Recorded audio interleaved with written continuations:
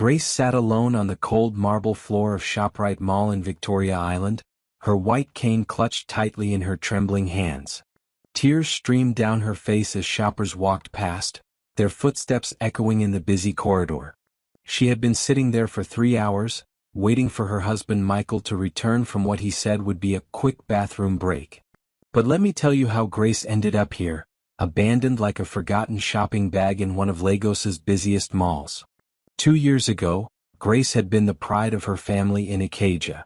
She worked as a telephone operator for a big company in Lagos Island, supporting herself and sending money home to her parents. Her blindness, which came from a childhood fever, never stopped her from being independent and strong. She could cook, clean, and navigate the chaotic streets of Lagos better than many people with perfect sight. Michael had been her colleague at the office. He was charming, always bringing her lunch and walking her to the bus stop after work. "Grace, you're the most beautiful woman I've ever met," he would whisper in her ear. "Your blindness doesn't matter to me. I love you for who you are." They married in a small ceremony at her local church in Ikeja. Grace's mother had warned her, "My daughter, be careful. Some men speak sweet words but have bitter hearts." But Grace was so happy to be loved that she ignored the warning signs. The problem started 6 months after their wedding. Michael began working late, coming home smelling like perfume that wasn't hers. When Grace asked questions, he would snap at her. "You can't even see me, Grace? How do you know where I've been?" Things got worse when Grace lost her job. The company was downsizing and they let her go first. Michael became cold and distant. He stopped helping her around the house and started complaining about everything she did. "The food is too salty," he would say, pushing his plate away. "The clothes aren't ironed properly. What kind of wife are you?" Grace tried her best to please him. She learned to cook his favorite meals perfectly, kept the house spotless, and never complained when he came home late. But nothing was ever good enough. Last month, Michael started talking about his friend Linda from work. "She's so smart, Grace. She can see everything, do everything. Not like..." He never finished that sentence, but Grace knew what he meant. This morning, Michael had woken up in an unusually good mood. "Grace, let's go shopping today," he said sweetly. "I want to buy you something nice." Grace was so happy. Maybe things were getting better between them. She put on her best dress, a blue Ankara outfit her sister had given her, and carefully applied her makeup. She wanted to look beautiful for her husband. At the mall, Michael had been acting strangely. He kept checking his phone and looking around nervously. "Grace, wait here," he said when they reached the food court. "I need to use the restroom. Don't move, okay? I'll be right back." That was 3 hours ago.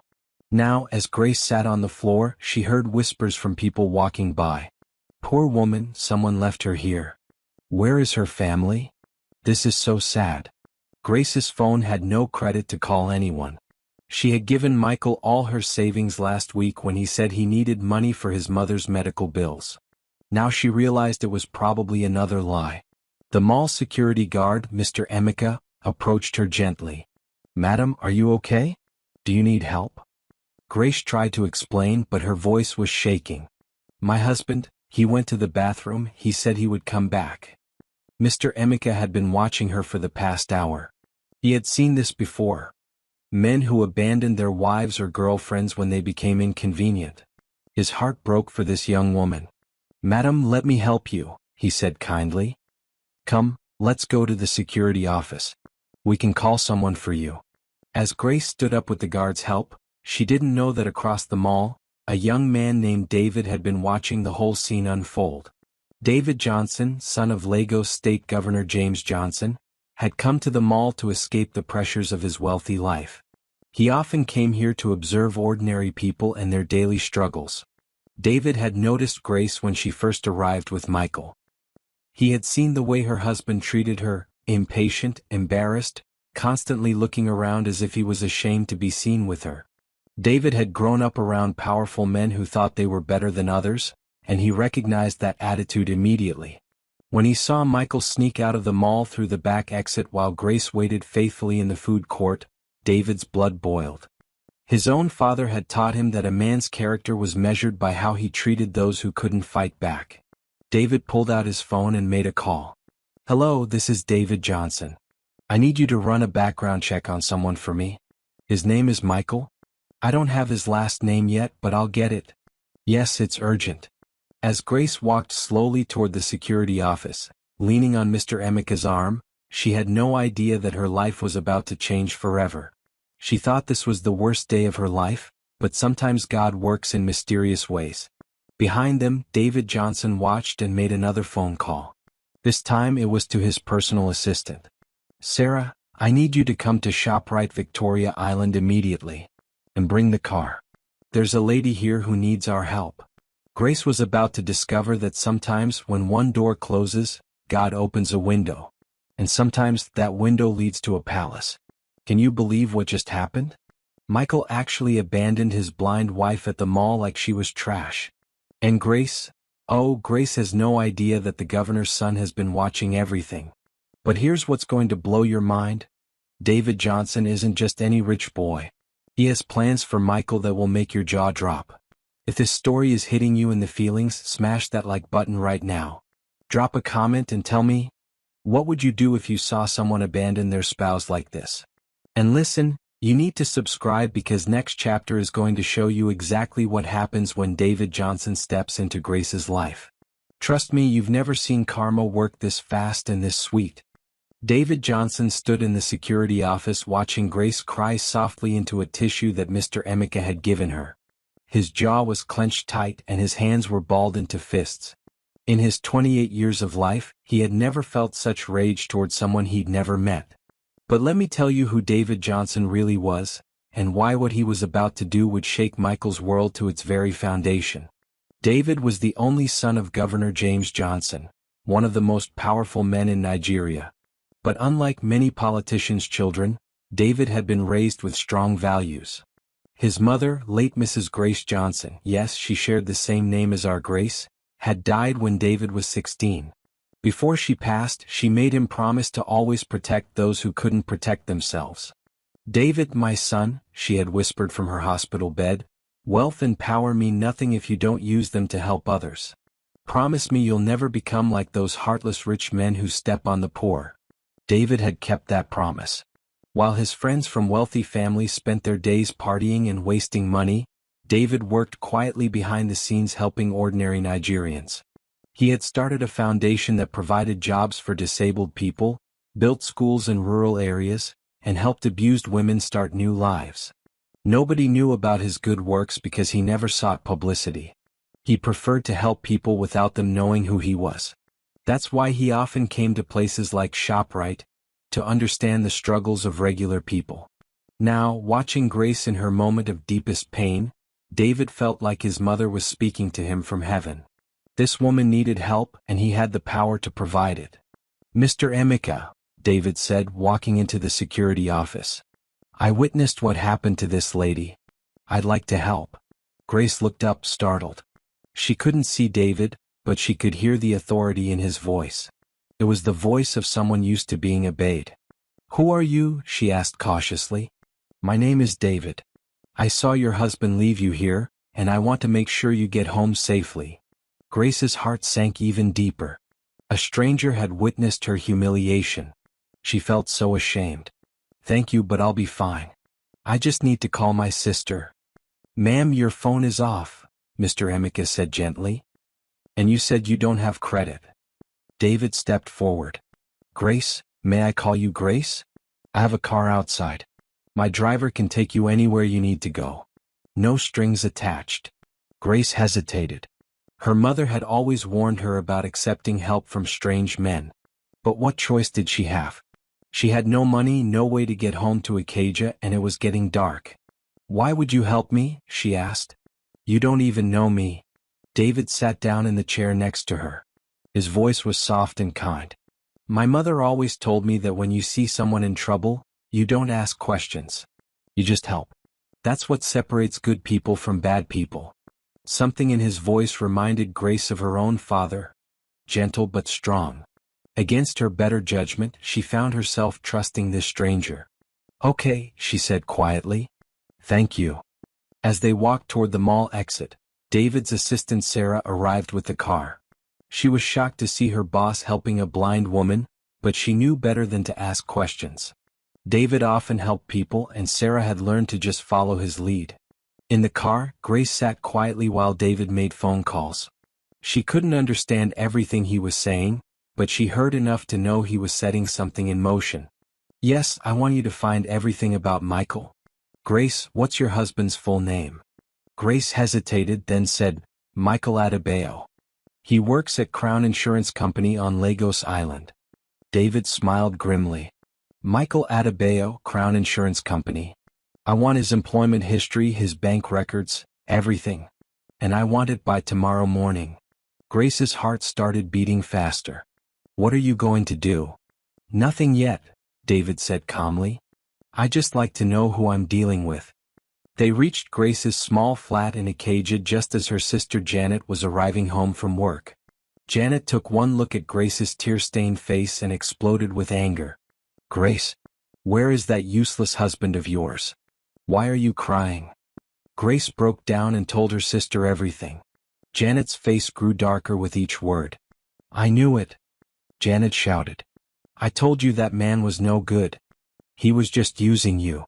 David, who had been standing quietly by the door, cleared his throat. Excuse me, ladies. Grace, I'll check on you tomorrow to make sure you're okay. Here's my card with my number. He handed Grace a business card. She couldn't read it, but Janet's eyes went wide when she saw it. David Johnson, Janet read aloud. Executive Director, Johnson Foundation. She looked up at David with new respect. Are you related to Governor Johnson? David nodded. He's my father. But please don't make a big deal about it. I just want to help your sister. After David left, Janet sat next to Grace on their small sofa, still holding his business card. Grace, do you know who just helped you? That's the governor's son. The same David Johnson who built that school in Ogun State and the hospital in Kano. He's one of the most eligible bachelors in Nigeria. Grace wasn't interested in David's wealth or status. She was just grateful for his kindness. But she was also curious about something. Janet, when he gave me his card, his hand was so gentle. And when he helped me out of the car, he was so careful, like he was afraid of hurting me. Most people grab blind people roughly, like we're made of stone. Maybe he's different, Janet said thoughtfully. Maybe God sent him to help you at exactly the right time. That night, Grace couldn't sleep. She kept thinking about the day's events. Michael's abandonment had broken her heart, but David's kindness had given her hope. She had no idea that in his mansion in Ikoyi, David was also awake, planning something that would change both their lives forever. David was on his laptop, reading the preliminary report his investigator had sent about Michael Adebayo. What he found made his blood boil even more. Michael had been stealing money from his company, cheating on Grace with multiple women, and had even taken out loans using Grace's name without her knowledge. This man needs to learn a lesson, David muttered as he reached for his phone to call his father's lawyer. Meanwhile, in a hotel room in Victoria Island, Michael was celebrating with his girlfriend Linda.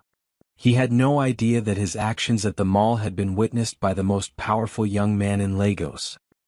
He had no idea that his wife, whom he thought was weak and helpless, now had a guardian angel who commanded resources beyond his wildest imagination. Michael thought he was free. He thought he had finally gotten rid of his burden. But he was about to learn that in Lagos, there was always someone watching. And sometimes, that someone had the power to make your life very difficult. Michael Adebayo woke up in his hotel room with Linda pressed against his chest, both of them naked under expensive sheets. He smiled, thinking about how free he felt. No more blind wife to slow him down, no more guilt about his affairs, no more pretending to be someone he wasn't. But as he reached for his phone to check the time, he had no idea that across the city, David Johnson was reading a report that would destroy his entire world. Let me take you back to how Michael became the kind of man who could abandon his blind wife at a shopping mall. Michael had grown up poor in Mushin, one of Lagos's roughest neighborhoods.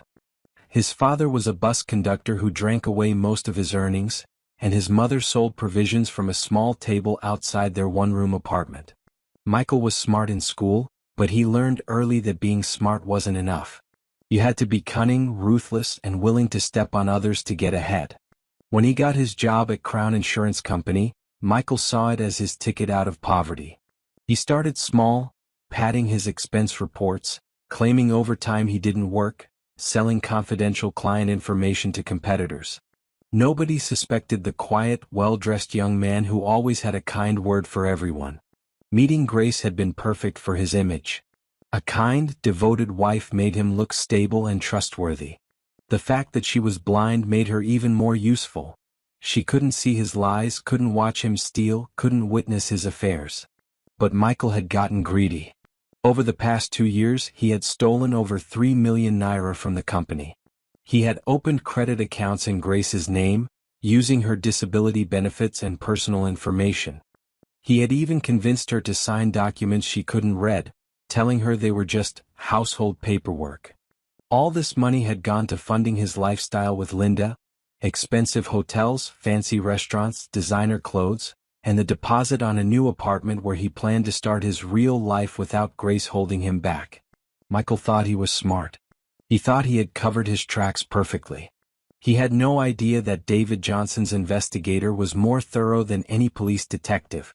Back in his Ikoyi mansion, David sat at his mahogany desk reading the full report that had arrived at 6 a.m. His morning coffee grew cold as he absorbed the shocking details of Michael's crimes. "Sarah?" He called to his assistant, who was organizing his schedule for the day. "Cancel my meetings. I need to make some calls." The first call was to his father's personal lawyer, Mr. Adebayo Fashola, one of the most feared attorneys in Nigeria. "Uncle Bayo," David said. He called all of his father's friends uncle out of respect. "I need your help with something urgent. There's a man who has been committing fraud and abusing a disabled woman. I have evidence." Mr. Fashola had known David since he was a child. He knew that when this young man asked for help, it was always for a good cause. "Send me everything you have," Mr. Fashola said. "I'll review it today." David's second call was to the managing director of Crown Insurance Company, Mr. Chukwuma Okafor. David's family foundation had invested heavily in the company, so Mr. Okafor took his call immediately. "Good morning, David. How can I help you today?" "Uncle Chukwuma, I need you to carefully audit one of your employees, Michael Adebayo. I believe he's been stealing from your company." There was silence on the line. Then Mr. Okafor said grimly, "We've actually been suspicious of some irregularities. If you have evidence, I'm sending it to you right now." David's third call was to Grace. He wanted to check on her, but he also needed to prepare her for what was about to happen. Grace answered on the first ring. She had been awake all night, worrying about her future. "Hello. Grace, it's David. How are you feeling today?" Grace's voice was tired but grateful. "Better, thank you. I can't thank you enough for yesterday. Grace, I need to tell you something important. My investigator found some disturbing information about Michael. He's been stealing money from his company and using your personal information to open fraudulent accounts." Grace sat down heavily on her bed. "What do you mean?" "He's stolen your identity, Grace. He's taken out loans in your name, used your disability status to get benefits that he kept for himself. You could be in serious legal trouble if we don't act fast." Grace started crying. Not only had Michael abandoned her, but he had been stealing from her for years. She felt so stupid, so naive. "What can I do?" she whispered. "I have no money for lawyers, no way to fight this." "Grace, listen to me carefully. You're not alone in this. I'm going to help you. But first, I need you to come to my office today. We need to file a police report and start legal proceedings to clear your name." "I don't understand why you're helping me," Grace said through her tears. "You don't even know me." David was quiet for a moment. The truth was, he was drawn to Grace in a way he couldn't fully explain. Her dignity in the face of such betrayal, her gentle spirit despite her suffering, it reminded him of his mother. "Sometimes you meet someone and you just know they're worth fighting for," he said simply. Meanwhile, Michael was getting dressed for work, humming happily. He had no idea that his boss was sitting in his office at that very moment, surrounded by lawyers and accountants, reviewing evidence of his crimes. At 9 a.m., Michael walked into Crown Insurance like any other day. He greeted the security guard, bought his usual coffee from the cafeteria, and settled at his desk to start what he thought would be another normal day of stealing and lying. At 9:15 a.m., Mr. Okafor's secretary called him to the conference room for an urgent meeting. Michael straightened his tie and walked confidently down the hall. Maybe they were finally giving him that promotion he'd been expecting. But when he opened the conference room door, his blood turned to ice.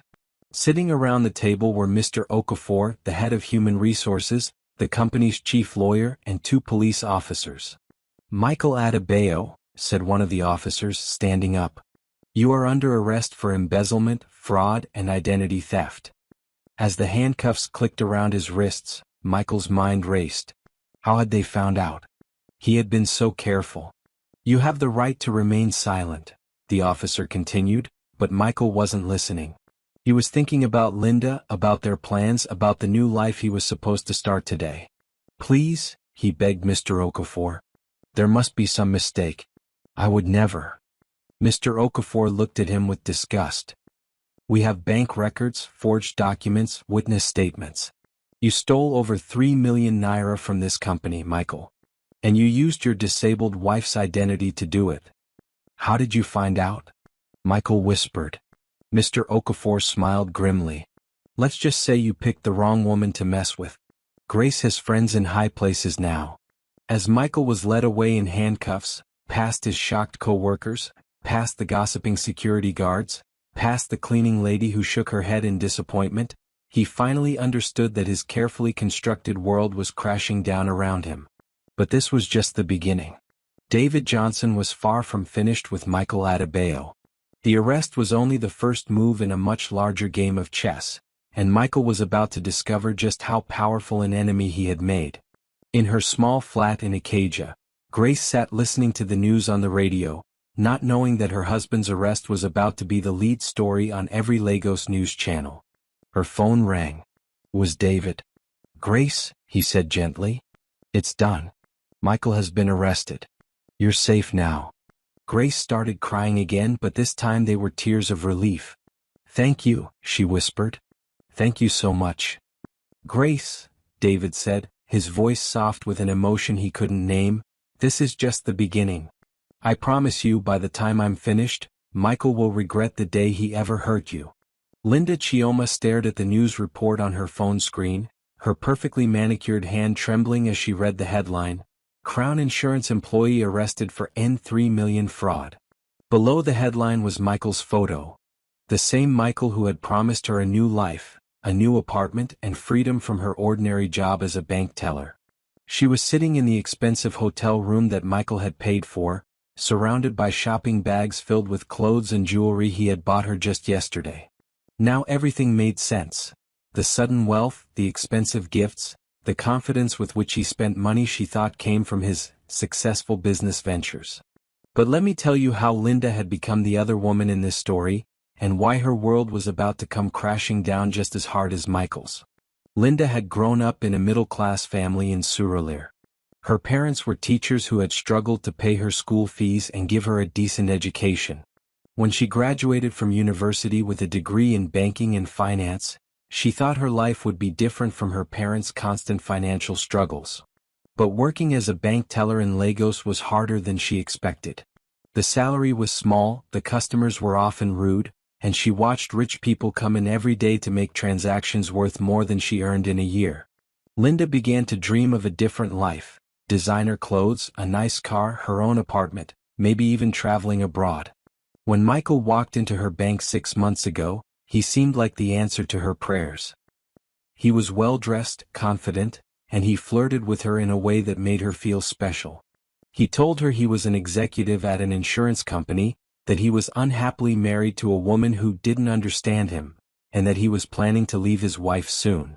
"Linda, you're too beautiful and smart to be stuck behind that teller window," he had whispered during one of their early dates.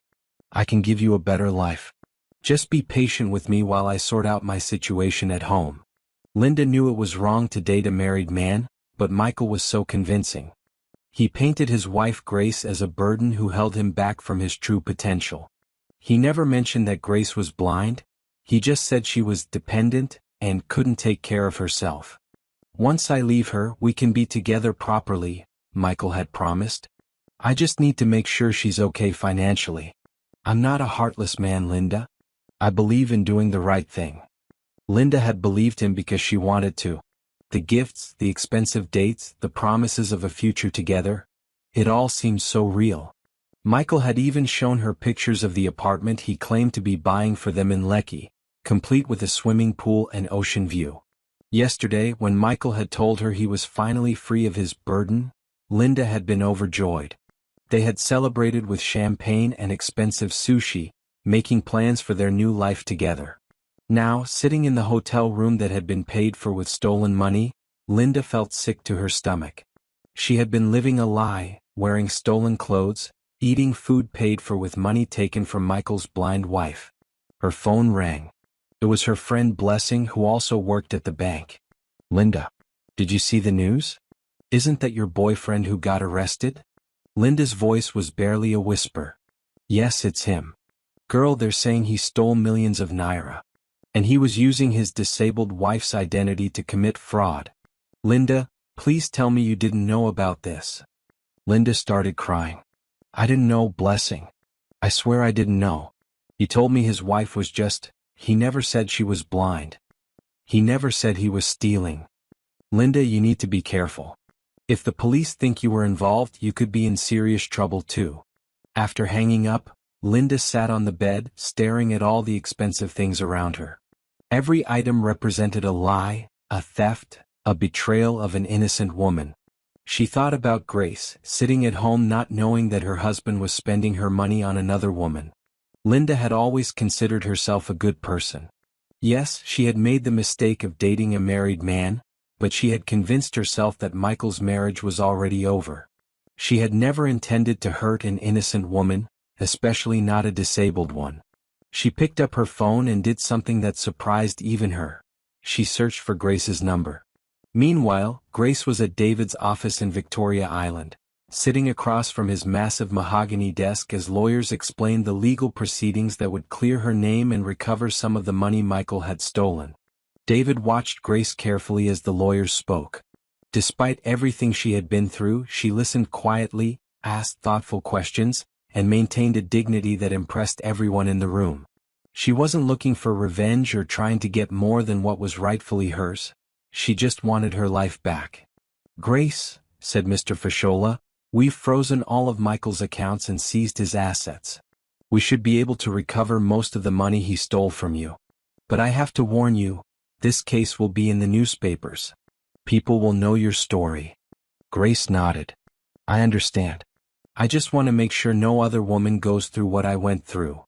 David felt his chest tighten with emotion. Even after being betrayed and abandoned, Grace's first thought was protecting other women from the same fate. There's something else, Mr. Fashola continued. Michael's girlfriend, Linda Chioma, has been trying to reach you. She wants to speak with you. Grace was quiet for a long moment. What does she want to say? She claims she didn't know about the fraud and she wants to apologize. She also says she has information that might help your case. David frowned. Grace, you don't have to talk to her. This woman was part of why Michael abandoned you. But Grace surprised them all. I want to hear what she has to say. Maybe she's another one of Michael's victims.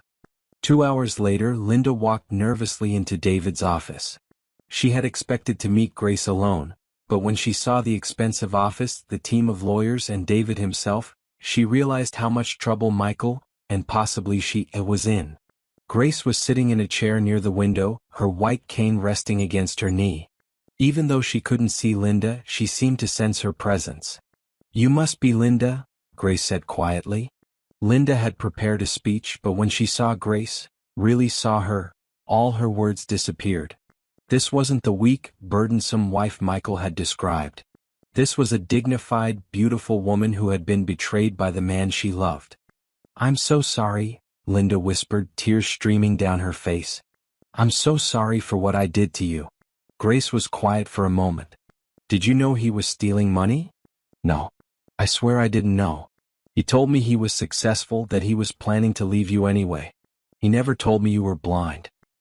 He made it sound like your marriage was already over. Did you know he abandoned me at the mall? Linda's heart broke. No.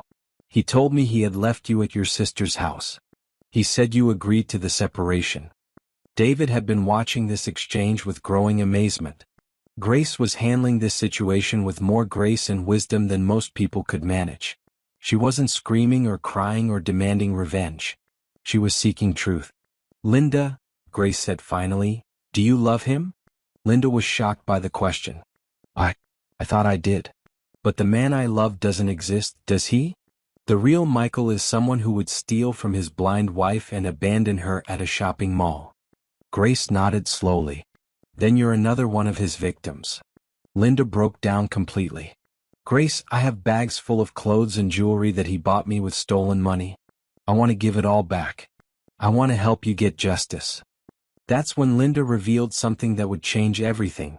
She had been recording some of her conversations with Michael on her phone, including one where he bragged about manipulating Grace into signing documents and using her disability status to get benefits.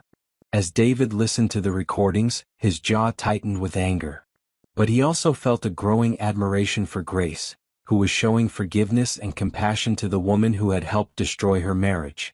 Linda, Grace said gently, I forgive you. But I need you to help me make sure Michael never does this to another woman. Linda nodded through her tears. I'll do whatever it takes. As Linda left the office, David turned to Grace with something close to awe in his voice. Grace, I've never met anyone like you.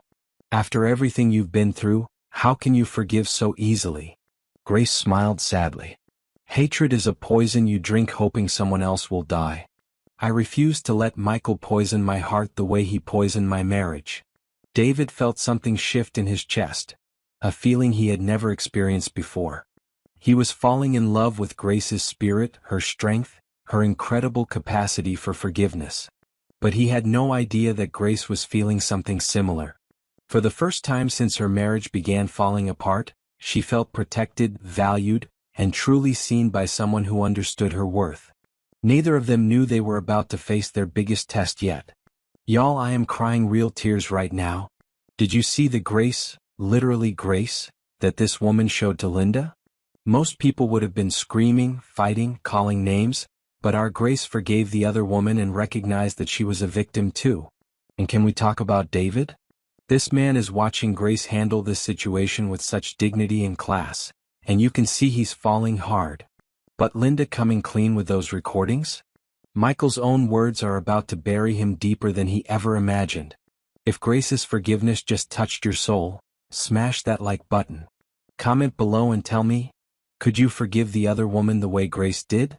And honey, you need to subscribe right now because next chapter is going to show you what happens when Michael realizes he's lost everything, his freedom, his money, his girlfriend, and now he's about to face the full power of the governor's son. Trust me, what David has planned next will leave you speechless.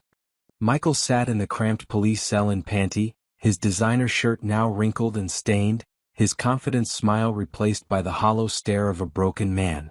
The other inmates avoided him.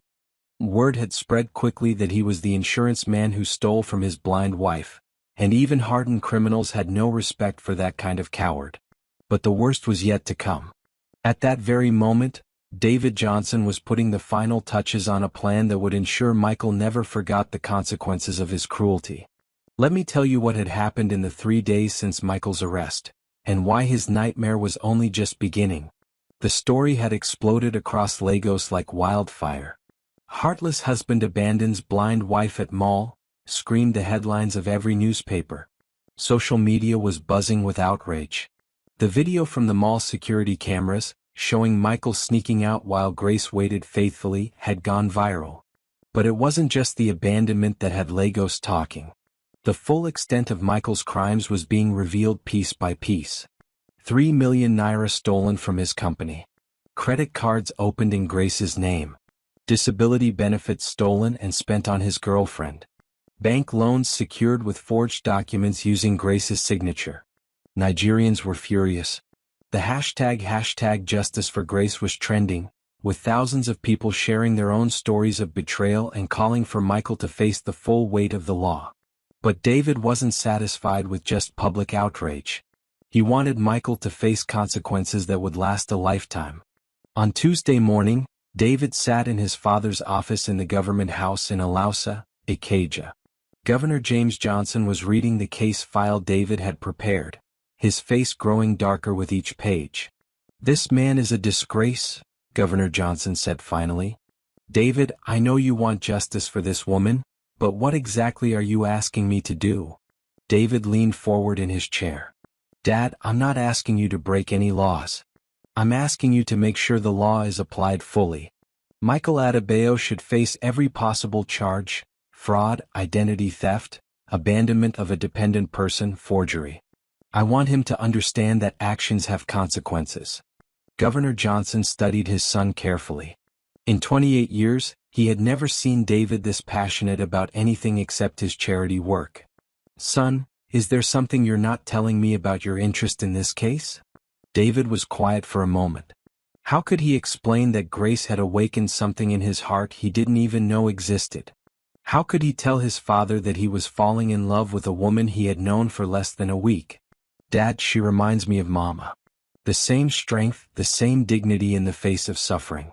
The same capacity to forgive even when forgiveness isn't deserved." Governor Johnson's eyes softened. His late wife had indeed been a woman of extraordinary grace and strength. If David saw those same qualities in Grace, then perhaps this was more than just charity work. "What do you need from me?" "I need you to make sure the Attorney General's office prosecutes this case personally. I need you to make sure Michael gets no special treatment, no reduced charges, no plea bargains. And I need you to make sure that when he's convicted, he serves every day of his sentence." Governor Johnson nodded. "Consider it done." Meanwhile, in the cell, Michael was getting his first taste of what his future looked like. His cellmate was a man named Tund who had been convicted of armed robbery and was waiting for his appeal. "So you're the man who stole from his blind wife," Tund said, looking at Michael with disgust. "Even we thieves have standards, you know. We don't steal from our families." Michael tried to defend himself. "You don't understand. She was holding me back. I had dreams, ambitions." Tund spat on the floor. "Dreams? Your dream was to steal from a woman who couldn't see your lies? You're not a thief, brother. You're something worse, you're a coward." That afternoon, Michael's lawyer, Mr. Bayo Adeyemi, came to visit him with news that made Michael's blood run cold. "Michael, I've been reviewing your case and I have to be honest with you. The evidence against you is overwhelming. Bank records, security footage, witness statements, even recordings of you bragging about your crimes." "What recordings?" Michael asked, though his heart was already sinking. "Your girlfriend Linda has been cooperating with the prosecution. She recorded several conversations where you admitted to forging your wife's signature and using her identity to commit fraud." Michael felt the walls of the cell closing in on him. Linda had betrayed him too. "What are my options?" he whispered. Mr. Adeyemi shook his head grimly. "The Attorney General's office is handling this case personally. They're throwing everything at you: fraud, identity theft, abandonment of a dependent person, forgery, embezzlement. Michael, you're looking at 15 to 20 years in prison." Michael started shaking. "There has to be something we can do. A plea bargain, reduced charges." "I've tried. They won't negotiate. It's like someone with serious power wants to make an example out of you." That evening, Grace was having dinner with David at a quiet restaurant in Victoria Island. Over the past 3 days, they had spent hours together handling legal matters, and David found himself looking forward to these conversations more than anything else in his life. "Grace," David said, watching her carefully cut her fish with the precision that came from years of adapting to blindness, "how are you handling all the media attention?" Grace smiled sadly. "It's embarrassing knowing that the whole of Lagos is talking about how foolish I was to trust Michael. But maybe if my story helps other women recognize the signs of a man like Michael, then the embarrassment is worth it." David felt his heart squeeze with emotion. Even in her own pain, Grace was thinking about helping others. "You weren't foolish, Grace. You were trusting. There's a difference." "Was I, though? My mother warned me about Michael before we got married. My sister Janet never liked him. Maybe I ignored the signs because I was so desperate to be loved. David reached across the table and gently touched Grace's hand. Grace, listen to me. What Michael did to you wasn't about you not being good enough. It was about him being broken inside. A real man would have treasured you. Grace felt her cheeks grow warm at David's touch.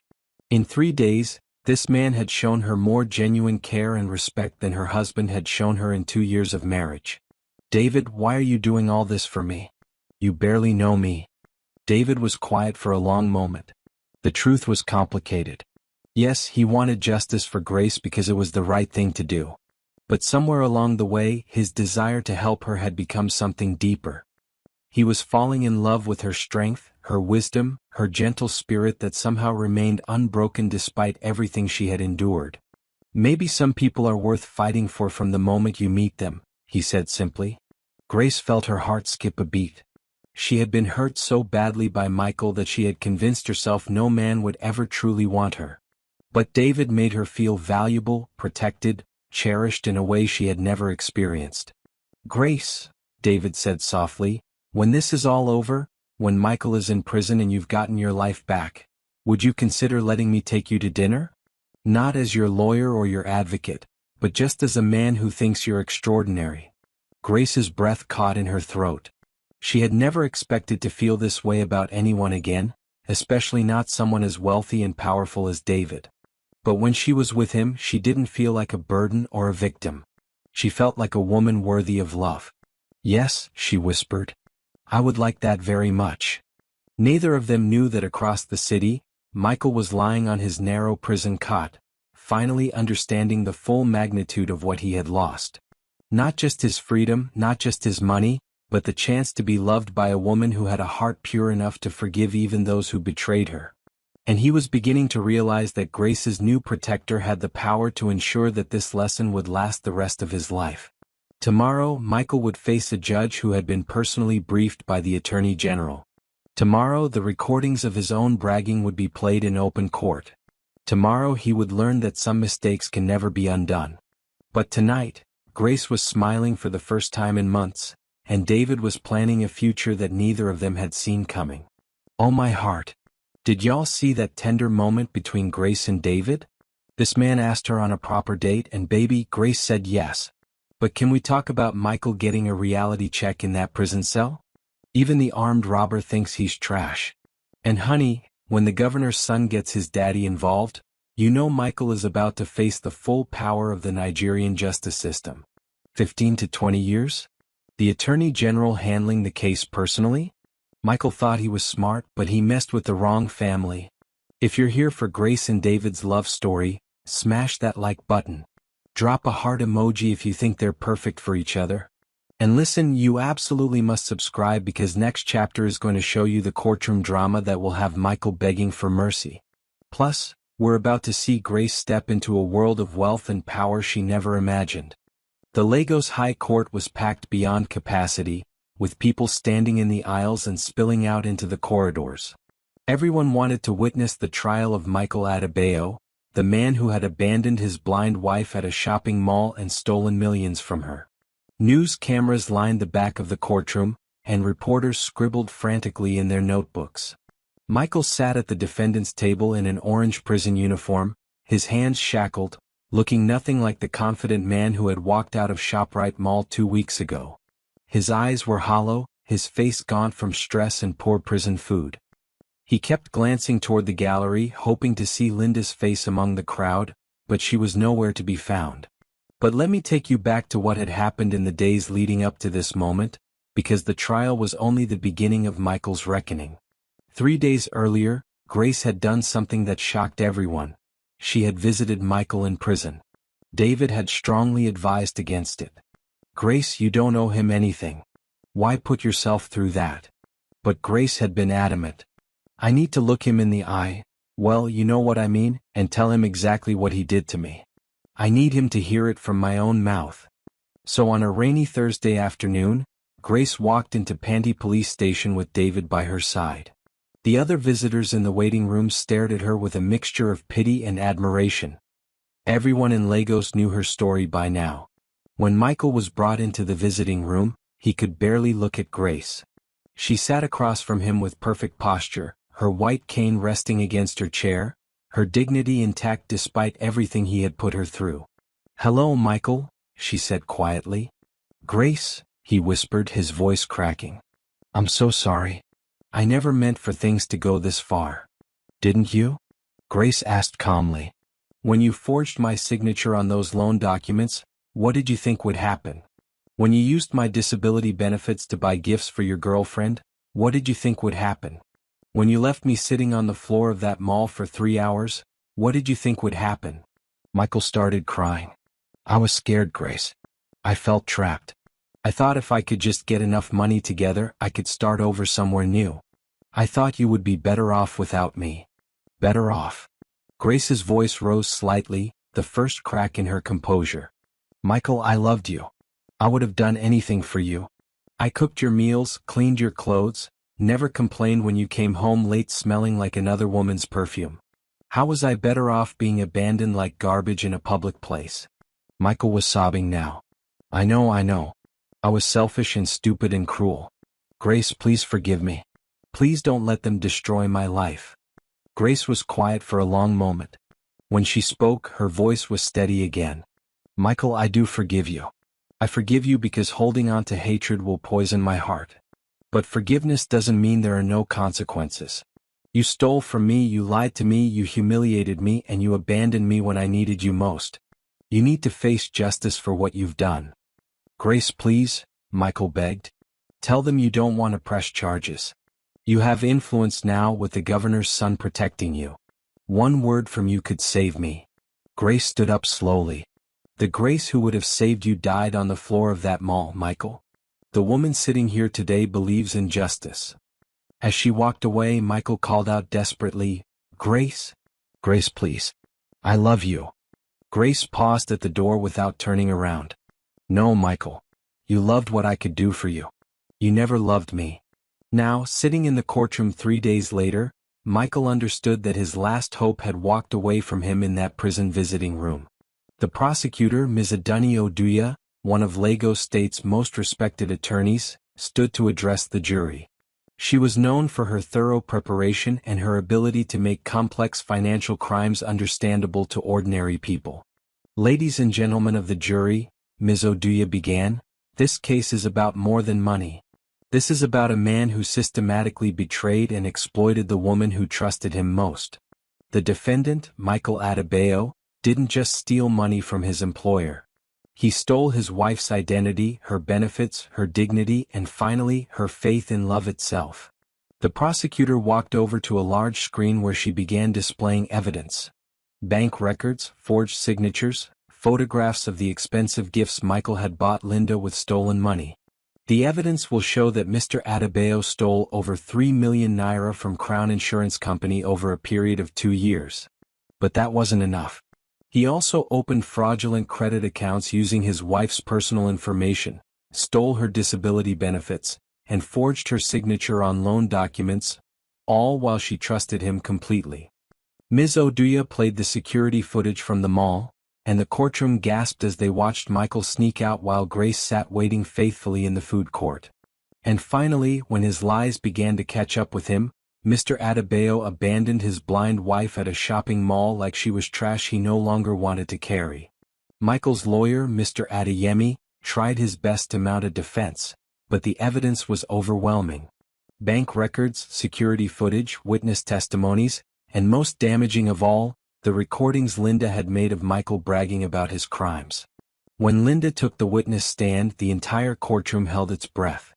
She looked nothing like the confident woman she had been when she was spending Michael's stolen money. Her face was puffy from crying, her hands shook as she swore to tell the truth. "Miss Chioma," the prosecutor said gently, "please tell the court about your relationship with the defendant." Linda's voice was barely above a whisper. "Michael told me he was unhappily married and planning to leave his wife.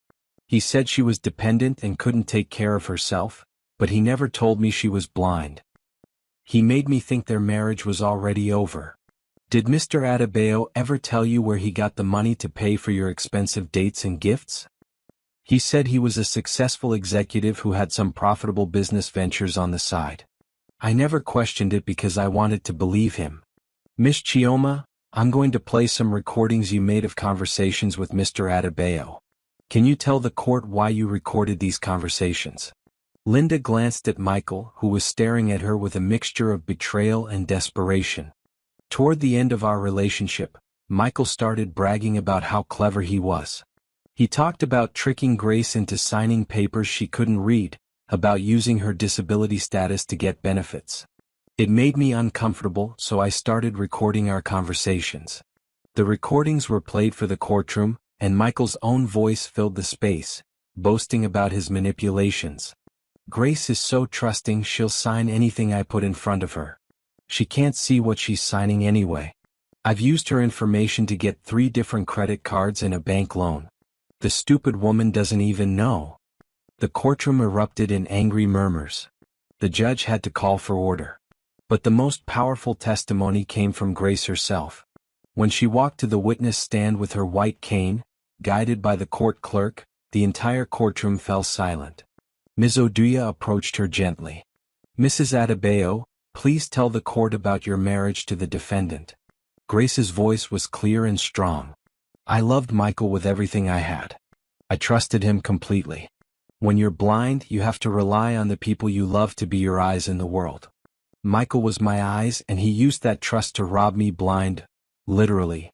Can you describe the day Mr. Adebayo abandoned you at the mall? Grace took a deep breath. We had gone shopping together and Michael seemed happy. I thought maybe our marriage was healing. He told me to wait in the food court while he went to the bathroom. I waited for 3 hours before a security guard told me my husband had left the building. How did that make you feel? Grace was quiet for a moment. Like I was nothing. Like 2 years of marriage, 2 years of cooking his meals and cleaning his clothes and supporting his dreams, like none of it mattered. I felt like the most worthless person in the world. Michael was crying openly now, but Grace wasn't finished. But the hardest part wasn't being abandoned. The hardest part was learning that while I was sitting on that cold floor, crying and wondering what I had done wrong, Michael was celebrating with another woman using money he had stolen from me. When Grace finished testifying, there wasn't a dry eye in the courtroom, except for Michael's. He had finally run out of tears. The jury deliberated for only 2 hours before returning with their verdict. We, the jury, find the defendant Michael Adebayo guilty on all counts: embezzlement, fraud, identity theft, abandonment of a dependent person, and forgery. The judge, Justice Adebayo Oak, looked at Michael with undisguised contempt. Mr. Adebayo, in my 30 years on the bench, I have rarely seen such a calculated betrayal of trust. You systematically exploited a vulnerable woman who loved you, stole her identity, her money, and her dignity. Your actions represent the worst of human nature. Justice Oak paused, letting his words sink in. I hereby sentence you to 20 years in prison with hard labor, and I order you to pay full restitution to both Mrs. Grace Adebayo and Crown Insurance Company. Furthermore, you are permanently barred from working in any financial institution in Nigeria. As the bailiffs led Michael away in shackles, he turned one last time to look at Grace. She was sitting in the front row next to David, and for the first time since the trial began, she was smiling. But Michael's nightmare wasn't over. As he was led back to his cell, he had no idea that David Johnson had one final surprise waiting for him. 20 years. Y'all, that judge did not come to play. Michael thought he could manipulate and abandon Grace without consequences, but justice just served him a reality sandwich with a side of hard labor. Did you hear Grace's testimony? The Grace who would have saved you died on the floor of that mall. Chills. Absolute chills. This woman found her voice and her strength, and she used it to make sure no other woman suffers what she suffered. If you're feeling this justice right now, smash that like button until your thumb hurts. Comment, justice served. If you think Michael got exactly what he deserved. And baby, you need to subscribe because next chapter is going to show you Grace stepping into her new life with David, but Michael's story isn't over yet. Wait until you see what happens when his prison inmates find out what he did to his blind wife. 6 months after Michael's conviction, Grace stood in front of a full-length mirror in the most expensive boutique in Lagos, wearing a dress that cost more than she used to earn in 3 months. The silk fabric felt foreign against her skin, and she could hear the shop assistants whispering excitedly about dressing the governor's son's girlfriend. But this transformation hadn't happened overnight, and it wasn't just about money or clothes. Let me tell you how Grace had slowly rebuilt her life from the ashes of Michael's betrayal. After the trial, Grace had moved out of her cramped flat in Acadia into a beautiful apartment in Lekki that David had insisted on providing. "It's just until you get back on your feet," he had said, but Grace suspected David's generosity went deeper than mere charity. The legal proceedings had recovered most of the money Michael had stolen from her, plus compensation from Crown Insurance Company for their failure to detect the fraud earlier. For the first time in her adult life, Grace was financially independent. But more importantly, David had introduced her to opportunities she never could have imagined. Through his foundation, Grace had started working as a counselor for women who had experienced domestic abuse and financial fraud. Her story had inspired hundreds of women to come forward about their own situations. "Grace," David had said during one of their evening walks along the beach, "you have a gift for helping people heal from betrayal. Would you consider going back to school to get formal training in counseling?" Grace had been hesitant at first. "David, I'm 32 years old. I've been out of school for over a decade. And with my blindness—" "Grace," David had interrupted gently, "your blindness is not a limitation. It's a different way of seeing the world. Some of the most successful counselors I know are people who have overcome their own challenges." So Grace had enrolled in a psychology program at the University of Lagos, with David's foundation providing all the adaptive technology she needed. For the first time since childhood, Grace felt like she was growing, learning, becoming more than she had ever thought possible. The relationship between Grace and David had developed slowly, carefully. David was always respectful of Grace's healing process, never pushing for more than she was ready to give. Their first official date had been to a quiet restaurant where David had described every dish, every decoration, every person in the room until Grace felt like she could see it all through his eyes. "You know," Grace had said that night, "most people describe things for blind people like they're talking to children.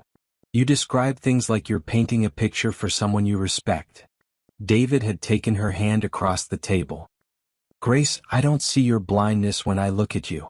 I see strength, intelligence, grace, all the things that make you extraordinary." Now, 6 months later, Grace was preparing for the Johnson Foundation's annual gala, an event that would officially introduce her to Lagos's elite society as David's girlfriend.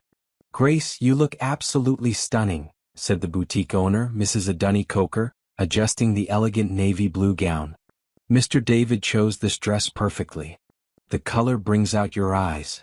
Grace smiled. David had indeed chosen the dress, spending an hour on the phone with Mrs. Coker describing exactly what he wanted. Something elegant but not flashy, sophisticated but not intimidating, beautiful but not overwhelming. As Grace's driver, yes, David had insisted she have a driver, pulled up to the Lagos Continental Hotel where the gala was being held, Grace felt butterflies in her stomach. She was about to enter a world of governors, senators, business moguls, and society wives, people who might judge her as nothing more than a charity case or a gold digger. David was waiting for her at the entrance, looking devastatingly handsome in his black tuxedo. When he saw Grace step out of the car, his breath caught in his throat. "Grace," he said, offering her his arm, "you are the most beautiful woman in Lagos tonight." The ballroom was magnificent. Grace could tell from the acoustics and the gentle murmur of sophisticated conversation. David guided her through the crowd, introducing her to everyone with obvious pride. "Governor Fashola, I'd like you to meet Grace Adebayo. Grace, this is the governor of Ogun State. Minister Johnson, this is my girlfriend Grace. Grace works with domestic abuse survivors and she's studying psychology at University of Lagos." Grace was amazed at how David introduced her. Not as a victim of Michael's crimes, not as his charity case, but as an accomplished woman in her own right. But the evening's biggest surprise came when Governor James Johnson asked to speak with Grace privately. "Grace," the governor said as they sat in a quiet corner of the ballroom, "my son has told me a great deal about you. I want you to know that in my 40 years in politics, I've learned to judge people by their character, not their circumstances. Thank you, sir, Grace said, not sure where this conversation was headed. Grace, I lost my wife 8 years ago. She was a woman of extraordinary strength and compassion, much like yourself. Watching my son with you reminds me of how he was with his mother, protective, adoring, inspired to be better than he already is. Governor Johnson paused, seeming to choose his words carefully. I'm telling you this because I want you to know that the Johnson family doesn't see you as an outsider or a burden. We see you as a blessing. David has never been happier, and that makes you family in my eyes. Grace felt tears welling up in her eyes. After years of feeling like a burden to Michael, here was one of the most powerful men in Nigeria telling her she was a blessing. The gala was a huge success, raising over 50 million naira for various charitable causes. But for Grace, the most meaningful moment came during David's speech. Ladies and gentlemen, David said from the podium, tonight we celebrate not just our foundation's work, but the power of human resilience. 6 months ago, I met a woman whose husband had abandoned her at a shopping mall. Today that same woman is counseling other abuse survivors, pursuing her master's degree, and inspiring everyone around her to be better human beings. The crowd turned to look at Grace, applauding warmly. Grace Adebayo represents everything our foundation stands for. The belief that with support, respect, and opportunity, any person can overcome any obstacle and achieve extraordinary things. As the evening wound down, David and Grace stood on the hotel's balcony overlooking Lagos Harbor. The city lights sparkled like stars and Grace could smell the ocean breeze. David, Grace said, 6 months ago I thought my life was over. I thought no one would ever love me again, that I would never amount to anything more than Michael's discarded wife. David turned to face her, gently cupping her face in his hands. Grace, I need you to understand something. I didn't fall in love with you because I felt sorry for you. I fell in love with you because of who you are, your strength, your wisdom, your incredible capacity to forgive and heal and grow. You're not my charity case, Grace. You're the woman who makes me want to be a better man. Grace felt her heart overflow with emotion. I love you too, David. Not because you rescued me, but because you saw me when I couldn't see myself. As they kissed under the Lagos stars, neither of them knew that across the city, in a maximum security prison, Michael was learning the hardest lesson of his life. Prison had not been kind to Michael. His cellmate Tund had been transferred, and his new cellmate was a man named Segan who had been convicted of beating his wife. When Segan heard Michael's story, he had laughed bitterly. So you think you're better than me because you never hit your wife? Brother, what you did was worse than what I did. I beat my wife in anger, but you destroyed yours with calculation. You're a monster. The other inmates treated Michael like the coward he was. They had heard about Grace's testimony, about how she had forgiven him even after everything he had done. They couldn't understand how a man could betray such a woman. Michael spent his days in the prison laundry, his nights staring at the ceiling, replaying every moment of his marriage to Grace. He thought about her patience when he came home angry, her joy when he brought her small gifts, her unwavering support for his dreams and ambitions. He thought about the morning he had abandoned her at the mall, how excited she had been to spend the day with him, how carefully she had dressed to look beautiful for him. And he thought about the news reports he heard on the prison radio about Grace's new life, her work with abuse survivors, her studies, her relationship with David Johnson. Reports that described her as an inspiration, a symbol of strength and resilience. Michael finally understood what he had lost. Not just a wife, but a woman who would have loved him through anything, supported him through everything, forgiven him almost anything if he had only been honest with her. But understanding came too late. Grace had moved on to a life filled with love, respect, and purpose. And Michael had 19.5 years left to think about the greatest mistake of his life. Y'all, I'm not crying, you're crying. Did you see how David introduced Grace to Lagos society? Not as his charity case, not as Michael's victim, but as his accomplished, beautiful girlfriend. And that moment with the governor? We see you as a blessing. I'm done. But can we talk about Michael in that prison? Even the criminals think he's trash. And now he's listening to radio reports about Grace's amazing new life while he's washing prison laundry for the next 20 years. The poetry of this justice. If you're here for Grace and David's love story, smash that like button. Drop a crown emoji if you think Grace deserves this royal treatment. And honey, you absolutely must subscribe because coming chapter is going to show you something nobody saw coming. Grace gets a proposal, but there's a twist that will leave your JW on the floor. Grace sat in her psychology professor's office at the University of Lagos, her laptop open to a document that would change not just her life, but the lives of countless women across Nigeria. Dr. Kemi Adelaide, her thesis supervisor, was reviewing Grace's research proposal with obvious excitement. "Grace, this is extraordinary work," Dr. Adelaide said, flipping through the pages. "A comprehensive study on financial abuse in Nigerian marriages, with a focus on how men exploit women's trust and dependency? This could revolutionize how we understand domestic abuse in this country." But as Grace smiled at the praise, she had no idea that across town, David was in a jewelry store holding an engagement ring, planning a proposal that would shock everyone, including Grace herself. Let me tell you what had been happening in the months leading up to this moment, because Grace's journey from abandoned wife to accomplished woman was about to take its most surprising turn yet. For the past year, Grace had thrown herself into her studies and her work with abuse survivors. Her story had made her a minor celebrity in Lagos, and she received dozens of letters every week from women sharing their own experiences of betrayal and asking for advice. Grace had started a weekly radio program called Healing Hearts, where she counseled women who had experienced domestic abuse. Her gentle voice and practical wisdom had made the show one of the most popular programs on Lagos radio. "Remember, sister," Grace would say to callers, "a man who truly loves you will never make you feel small. Love builds you up, it doesn't tear you down." David often listened to the show from his office, amazed at how Grace had transformed her pain into purpose. The shy, broken woman he had met at the mall had become a confident advocate for women's rights. But their relationship hadn't been without challenges. Grace still struggled sometimes with feeling worthy of David's love. Lagos society could be cruel, and there were whispers that she was a gold digger who had trapped the governor's son with a sob story. "David," Grace had said one evening after a particularly nasty article in a gossip magazine, "maybe we should take a break. People are saying terrible things about you because of me."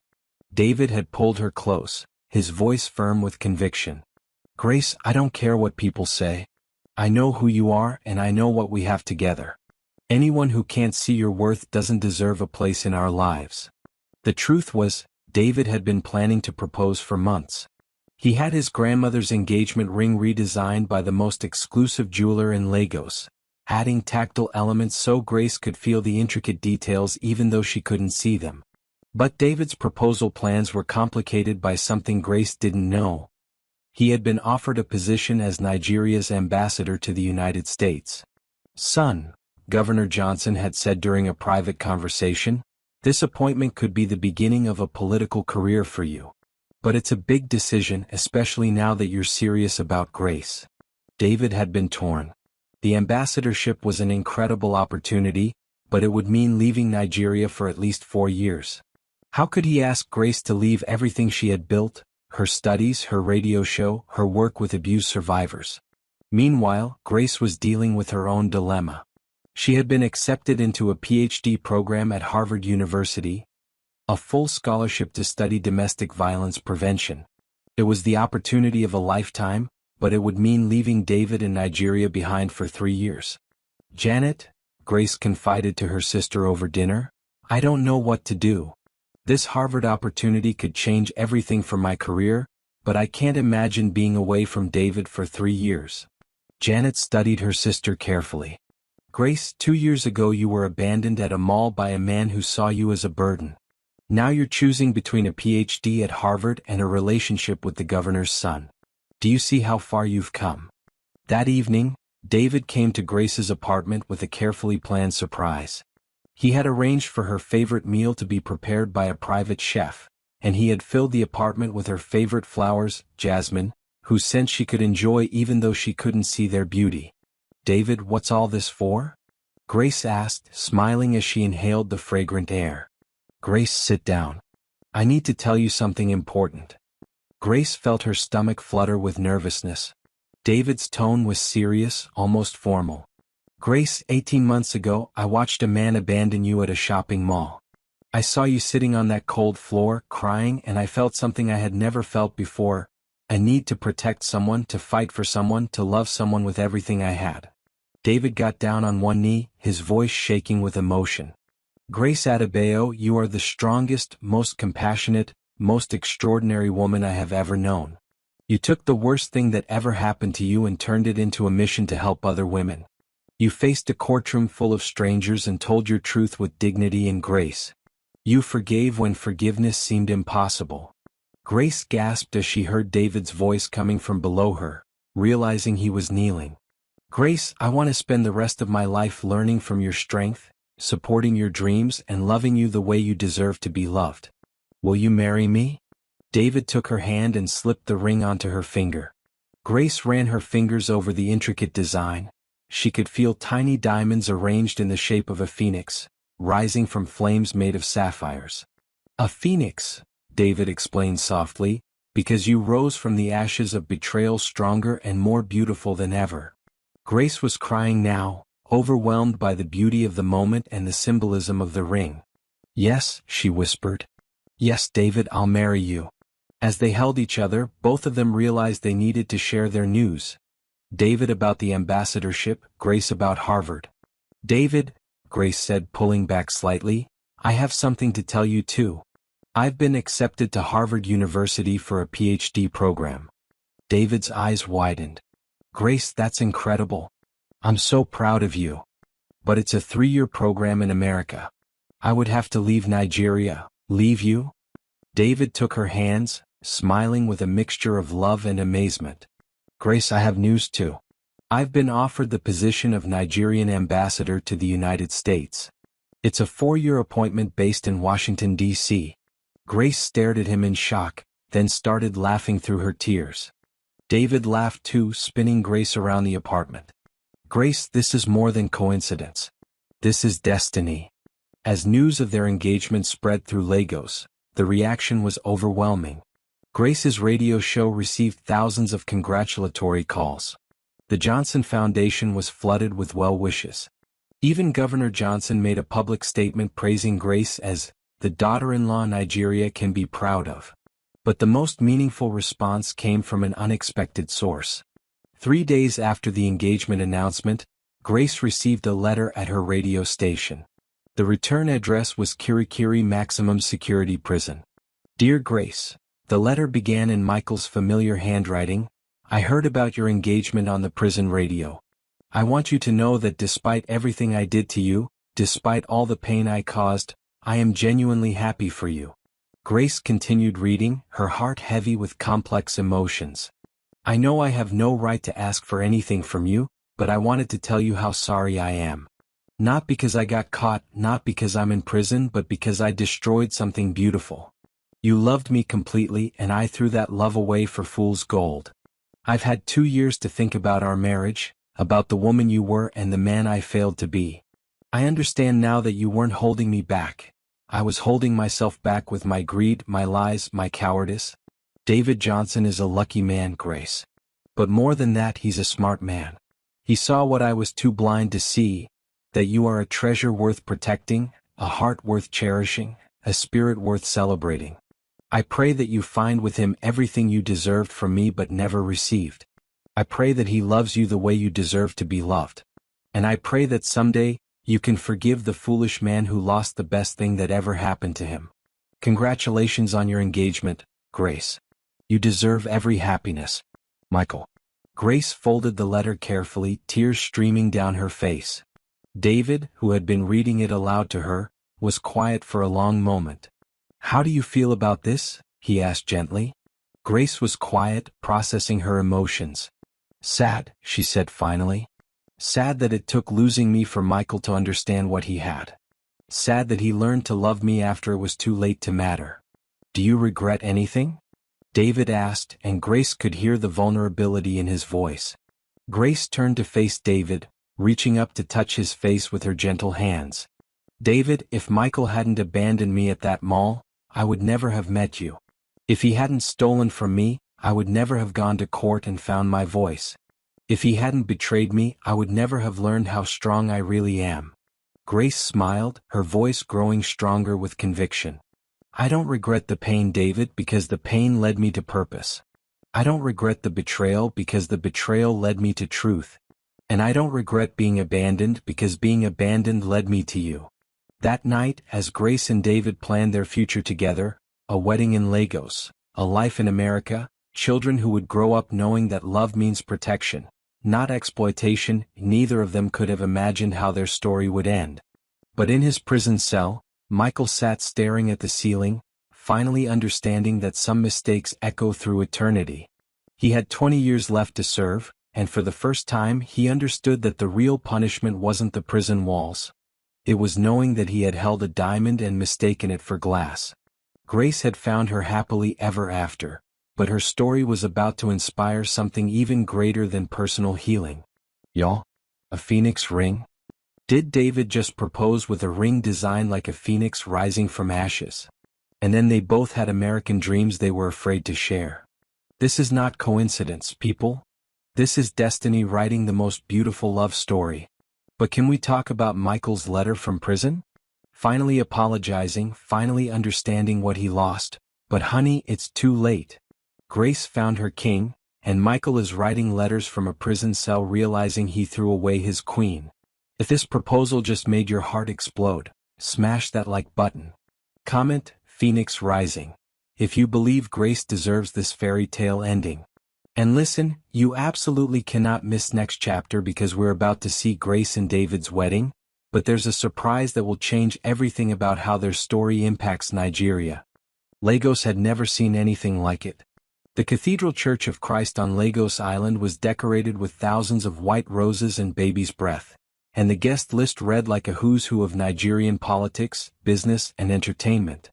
But as Grace walked down the aisle on her father's arm, guided by the scent of jasmine and the sound of a full orchestra, this wasn't just a wedding, it was the culmination of the most inspiring love story Lagos had ever witnessed.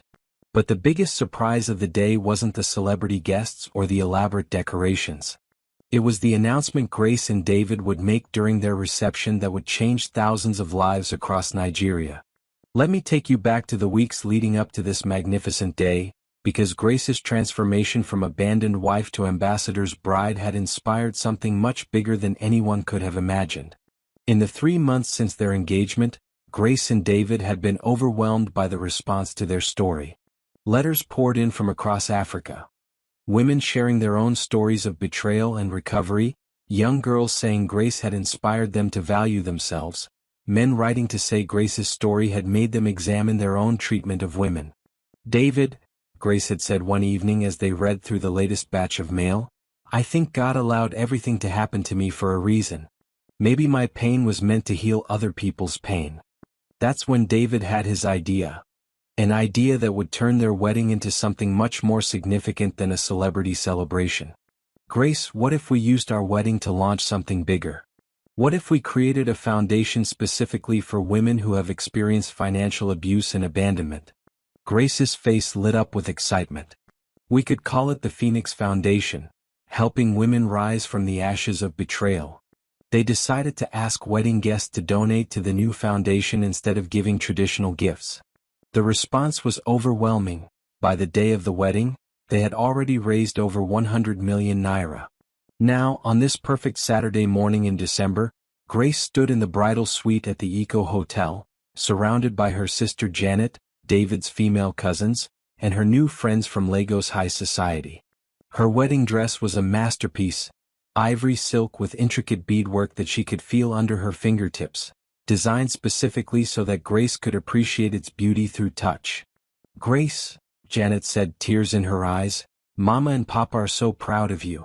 Who would have thought that the day Michael abandoned you would lead to this?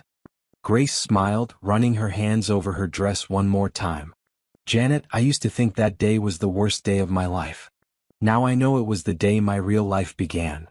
Meanwhile, in the groom's suite, David was getting ready with his groomsmen, childhood friends, political allies, and his closest confidant, his father.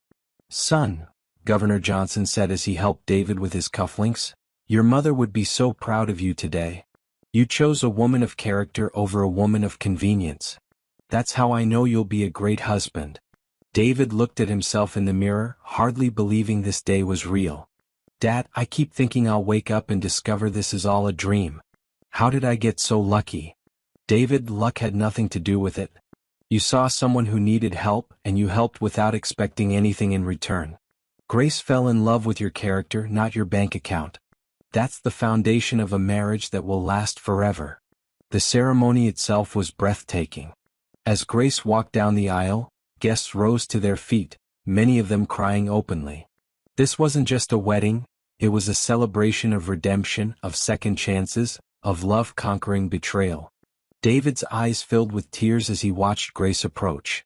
She looked like an angel, her face glowing with happiness, her steps confident despite her blindness. When she reached the altar, David took her hands and whispered, "You are the most beautiful bride in the world." The ceremony was officiated by Archbishop Peter Akinola, who had known the Johnson family for decades. His sermon was about biblical love, sacrificial, protective, nurturing. "David and Grace," the Archbishop said, "your love story began with one man's failure to cherish what he had been given. But it bloomed into something beautiful when another man recognized treasure that others had discarded. This marriage is proof that God can write straight with crooked lines." When Grace and David exchanged vows, there wasn't a dry eye in the cathedral. "Grace," David said, his voice strong and clear, "I promise to be your eyes when you need to see, your strength when you feel weak, your voice when you need to be heard. I promise to protect your heart the way you deserve, to cherish your spirit the way you require, and to love you the way God intended when He created love itself." Grace's vows were equally powerful. "David, you found me broken and helped me become whole. You saw me abandoned and gave me a home. You watched me cry and gave me reasons to smile.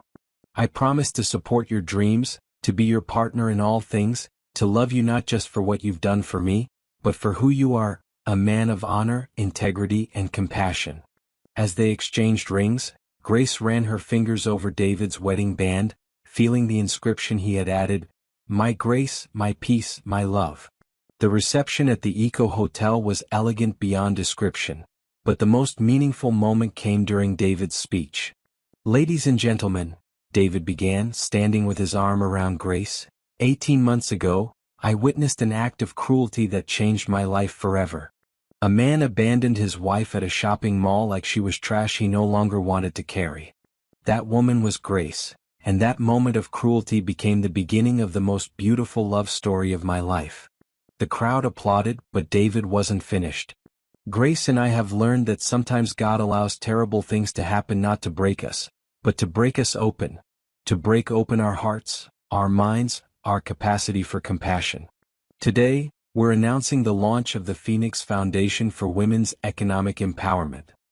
The crowd buzzed with excitement as David continued.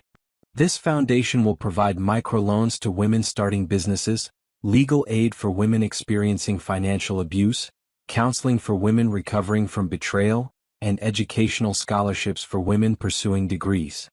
But most importantly, it will provide something Grace never had when she needed it most: a support system that says, 'You are not alone.'" Grace stepped forward to address the crowd, her voice clear and confident. "Every woman in this room has the power to change another woman's life. Every naira you donate, every story you share, every woman you encourage, it all matters. Michael Adebayo thought abandoning me would end my story. Instead, he gave me the beginning of a story that will help thousands of women write their own happy endings." The applause was thunderous. By the end of the evening, the Phoenix Foundation had raised over 200 million naira. But the most touching moment of the night came from an unexpected source. Grace's former colleague from the insurance company, Mrs. Folake Ademola, approached her during the reception. "Grace," Mrs. Ademola said, "I need to apologize to you. When you worked with us, some of us whispered about your blindness, wondered if you could really do the job effectively. We were wrong. You weren't disabled, we were. We were disabled by our inability to see your true worth. Grace hugged Mrs. Ademola warmly. We all learn and grow, Ma. What matters is that we're better today than we were yesterday. As the evening wound down, Grace and David stood on the hotel's balcony, looking out over Lagos Harbor. Grace couldn't see the city lights reflecting on the water, but she could feel David's love surrounding her like a warm embrace. Mrs. Johnson, David said, using her new married name for the first time, are you ready for our next adventure? Grace smiled, thinking about their move to America, her PhD studies, David's ambassadorship, and all the women they would help through the Phoenix Foundation. Mr. Johnson, she replied, I've been ready for this adventure my whole life. I just needed the right person to take it with. As they kissed under the Lagos stars, neither of them knew that their story was being watched by millions of people across Nigeria and beyond. Social media was exploding with posts about their wedding, their foundation, and their incredible love story. But in a prison cell across the city, Michael sat listening to the radio coverage of the wedding, finally understanding the magnitude of what he had thrown away. The reporters were calling Grace Nigeria's Cinderella, describing her transformation from abandoned wife to ambassador's bride. Michael closed his eyes and tried to imagine what their life could have been like if he had chosen love over greed, faithfulness over betrayal, honor over selfishness. But that life existed only in his imagination now. Grace had moved on to a future brighter than anything he could have given her, and he had 18 more years to live with that knowledge. The fairy tale was complete, but the real magic was just beginning. Host voiceover with triumphant, celebratory music building to crescendo. Y'all, I'm sobbing. Did you hear those vows? I promise to be your eyes when you need to see. And Grace saying Michael thought abandoning her would end her story, but it gave her the beginning of a story that will help thousands of women. I'm done. I'm absolutely done. 200 million naira raised for the Phoenix Foundation in one night. Grace went from sitting on a mall floor to raising money to help women across Nigeria. And Michael listening to the radio coverage from his prison cell? The poetry. The absolute poetry of this justice. If this wedding just gave you all the feels, smash that like button with everything you've got. Drop a phoenix emoji if you believe in rising from your ashes. And honey, you cannot miss next chapter. The final chapter where we see Grace and David 5 years later, and you will not believe how their story changed an entire nation. 5 years later, Grace Johnson stood at the podium of the United Nations General Assembly in New York, her voice carrying across the vast hall filled with world leaders, diplomats and advocates from every corner of the globe. The woman who had once sat crying on a mall floor in Lagos was now addressing the world about women's rights and economic empowerment. Honorable delegates, Grace began, her voice strong and clear. 5 years ago, I was abandoned by my husband at a shopping mall in Lagos, Nigeria. I sat on that cold floor for 3 hours, believing my life was over. Today, I stand before you as proof that one woman's pain can become the world's healing. But let me tell you how Grace and David's story had grown from a personal love story into a global movement that changed not just Nigeria, but inspired women across Africa and beyond. In their 5 years in America, Grace had not only completed her PhD from Harvard with the highest honors, but she had become the youngest woman ever to be appointed as a special advisor to the UN on women's economic empowerment. Her doctoral thesis on financial abuse in developing countries had become required reading at universities around the world. The Phoenix Foundation, which had started with donations from their wedding guests, had grown into one of Africa's largest women's empowerment organizations. They had provided microloans to over 50,000 women, legal aid to tens of thousands more, and scholarships to hundreds of young girls pursuing higher education. But the Foundation's most innovative program was the Grace Centers, safe spaces in major Nigerian cities where women experiencing domestic abuse could receive counseling, legal aid, financial assistance, and job training. Each center was staffed partly by women who had overcome their own experiences with abuse, creating a network of support that grew stronger with each woman who found healing. David, meanwhile, had excelled as Nigeria's ambassador to the United States, strengthening diplomatic ties and attracting billions of dollars in investment to Nigeria. But those who worked closely with him knew that his greatest pride wasn't in his political achievements. It was in watching his wife transform from victim to victor to global advocate. Their marriage had only grown stronger over the years. They had faced the normal challenges of any couple: busy schedules, different opinions, the pressures of public life. But their foundation of mutual respect and genuine love had proved unshakable. "Grace," David often said during interviews about their relationship, "saw me not as the governor's son or as Nigeria's ambassador, but as a man who needed to love someone worthy of love. She made me better than I knew I could be." Grace always responded, "David didn't rescue me from my circumstances. He loved me until I was strong enough to rescue myself." Now, as Grace concluded her speech to the UN, she shared the news that would cement their legacy forever. "Today, I'm proud to announce that the Phoenix Foundation is launching the Global Women's Recovery Network, a partnership with the United Nations that will establish Phoenix centers in 20 African countries over the next 5 years. We will provide microloans, legal aid, counseling, and education to 1 million women by 2030. The applause was thunderous. In the gallery, David watched with tears in his eyes as delegates from around the world gave his wife a standing ovation. But Grace wasn't finished with her surprises. "I also want to share some personal news. My husband and I have been blessed with the news that we're expecting our first child, a daughter we plan to name Hope." David had to steady himself against the gallery railing. Grace had planned this announcement as a surprise, wanting to share their joy with the world in the same speech where she announced their expanded mission. After the speech, as Grace and David walked through Central Park hand in hand, Grace reflected on the incredible journey that had brought them here. "David, do you remember what you said to me that first day in the security office at ShopRite? You said sometimes you meet someone and you just know they're worth fighting for." David squeezed her hand gently. "I meant every word. But Grace, I had no idea then that fighting for you would teach me how to fight for so much more, for justice, for other women, for a better world. Sometimes I wonder what would have happened if Michael had never abandoned me," Grace mused. David stopped walking and turned to face his wife. "Grace, I believe everything happens for a reason. Michael's cruelty revealed your strength. Your pain became your purpose. Our love became a love that serves others. Maybe that was always the plan."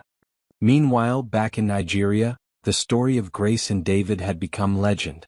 Their love story was taught in schools as an example of how individuals could create positive change. The Phoenix Foundation's work had inspired dozens of other organizations focused on women's empowerment. And in Kirikiri Maximum Security Prison, Michael Adebayo sat in the library reading about his ex-wife's UN speech in a Nigerian newspaper. He was now 38 years old, with 13 more years left on his sentence. Prison had changed him, not just physically but spiritually and emotionally. Over the years, Michael had become something he never was during his marriage to Grace: a man of genuine faith and remorse. He had completed his high school education in prison, earned a bachelor's degree through correspondence courses, and had become a counselor for other inmates struggling with guilt and regret. Michael had written hundreds of letters to Grace over the years, but he had never sent them. He knew she had moved on and he didn't want to intrude on her happiness. But he kept writing, partly as therapy, partly as penance. His latest letter, dated the day after Grace's UN speech, read, "My dearest Grace, I watched coverage of your UN speech on the prison television today, and I felt so many emotions I don't have words for them all. Pride, regret, joy, sorrow, all mixed together in my heart. You were always extraordinary, Grace. I was just too selfish and stupid to see it. When I watched you on that screen, addressing world leaders, announcing that you're going to help 1 million women, I finally understood who you really were all along.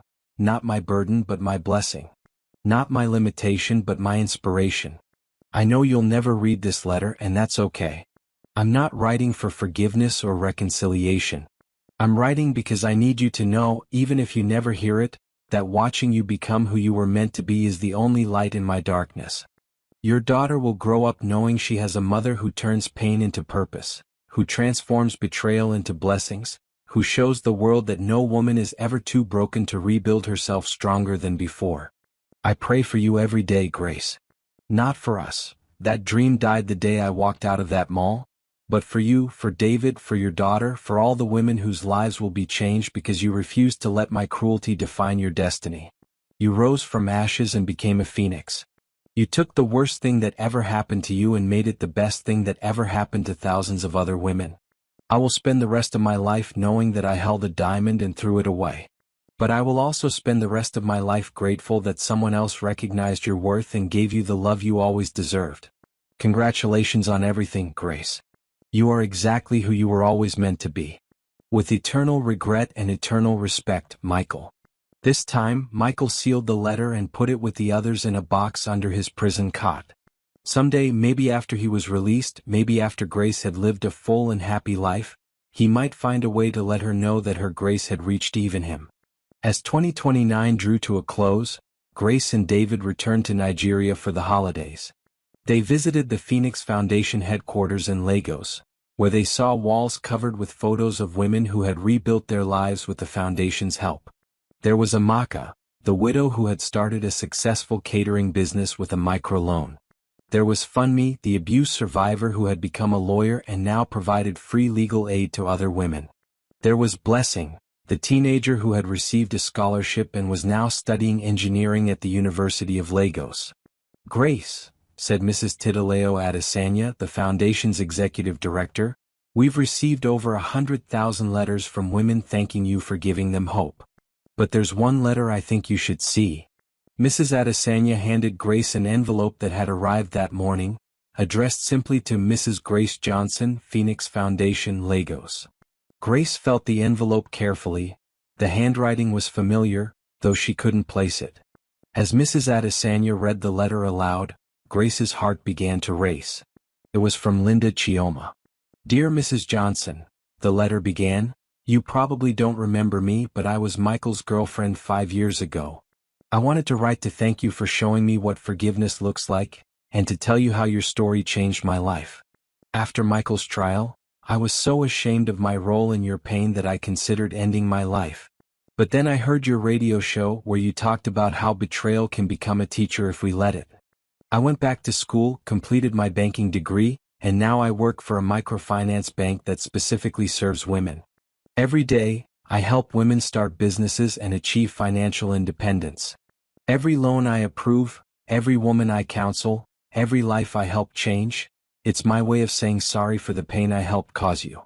Mrs. Johnson, you turned your worst day into your greatest purpose. You inspired me to do the same. Thank you for showing me that we can all rise from our ashes if we choose to learn instead of burn. With deep respect and gratitude, Linda Chioma. Grace was crying now, overwhelmed by the realization that her story had rippled out in ways she never could have imagined, touching lives she didn't even know needed touching. Grace, David said softly, holding her close, do you see what you've done?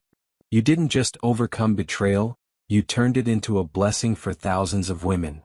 That evening, Grace and David stood on the beach at Tarkwa Bay, watching the Lagos sunset paint the sky in brilliant oranges and purples. Grace couldn't see the colors, but she could feel the warmth of the sun on her face and the love of her husband's arm around her. David, Grace said, placing her hand on her growing belly, what should we tell our daughter about how we met? David smiled, thinking of all the ways their story could be told. We'll tell her that sometimes the worst thing that happens to you becomes the doorway to the best thing that happens to you. We'll tell her that love isn't about finding someone perfect.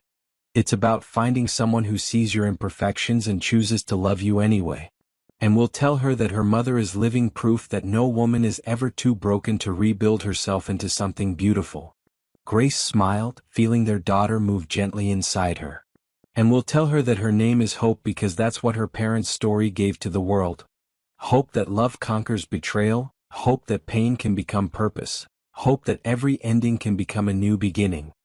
As the sun set over Lagos, Grace and David walked back toward their car, ready to return to America and continue building their life together.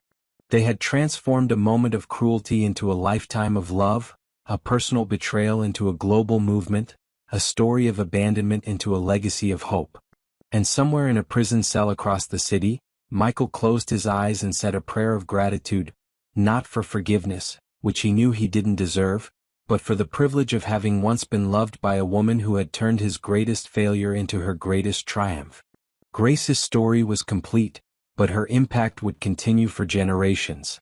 She had proved that sometimes the most beautiful phoenix rises from the ugliest ashes, and that love, real love, always finds a way to turn curses into blessings. The folktale was finished, but the love story would continue forever. Y'all, I'm crying. I'm sobbing. I'm ugly crying. Grace went from a mall floor to the United Nations.